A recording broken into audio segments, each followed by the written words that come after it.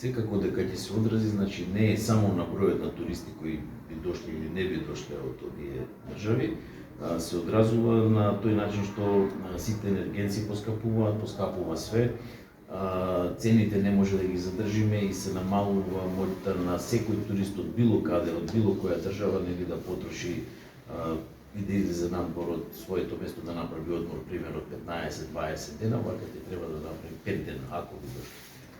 Куповната моќ се намалува во народот, све се плаќа многу повеќе, многу по 2 пати, по 3 пати повеќе од реалното што кошта и е многу тешко нели за нас да направиме цени со кои би можеле да бидеме нели атрактивни и да направиме обрти, да плаќаме и минимални плати и скапа струја и скапи производи. Значи секако производот дека ќе биде многу поскапен од минатите. А имаше ли договори со конкретно со туроператори од Украина? Имаше ли такви договори? Имаше почетно да имаме лети за Русија сега. Така. И имаше јавувања, за почеток беа на добро ниво, но со збеднувањама сега се затворени, не се знае што ќе биде понатаму.